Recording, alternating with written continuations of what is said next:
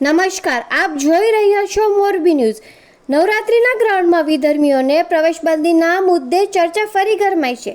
જૂનાગઢના મહાન ઇન્દ્ર ભારતી બાપુએ રાજકોટમાં ગણપતિ ઉત્સવના કાર્યક્રમમાં આ મુદ્દે ચોંકાવનારું નિવેદન આપ્યું। બાપુએ કહ્યું, ઓછા રમજો દાંડિયા રાસ, પણ બહેન દીકરીઓને વિધર્મીઓથી કેમ સલામત રહે એનું ધ્યાન રાખજો।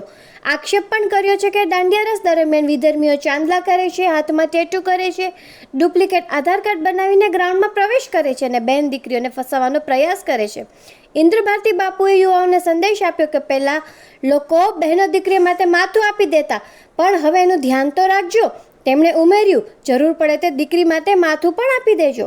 લેટેસ્ટ સમાચાર માટે બન્યા રહો મોરબી ન્યૂઝ સાથે અને સંપર્ક કરો 95 747 22 033 પર। કે નવરાત્રીની અંદર જે આપણી બહેનો દીકરીઓ ગરબાની અંદર રાસ અને દાંડિયા રાસની અંદર જ્યારે જાય છે ત્યારે ઘણા એવા વિધર્મીઓ જે ચાંદલા કરે, ટેટુ કરે, ડુપ્લિકેટ આધાર કાર્ડ બનાવે અને આપણી બહેનો દીકરીઓને જે ટાર્ગેટ કરે છે, તો આજે યુવાધન પાસે એક સાધુ તરીકે હું પ્રાર્થના કરું,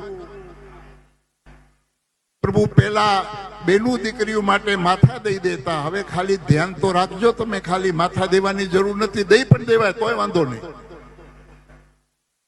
દીકરીની રક્ષા માટે માથું પણ દઈ દેવાય તોય વાંધો નહીં, પણ નવરાત્રીની અંદર ખાસ પ્રભુ જ્યાં જ્યાં પંડાલો હોય ત્યાં અહીંયા જ્યાં તમે મારો અવાજ સાંભળો છો, તો એક સાધુ તરીકે, ભગવા ભેખ તરીકે હું તમને પ્રણામ કરીને કહું છું કે દાંડિયા ઓછા રમજો, પણ આપણી બહેનો દીકરીઓ રમતી હોય એ કેમ સલામત રહીએ એવું ધ્યાન રાખજો।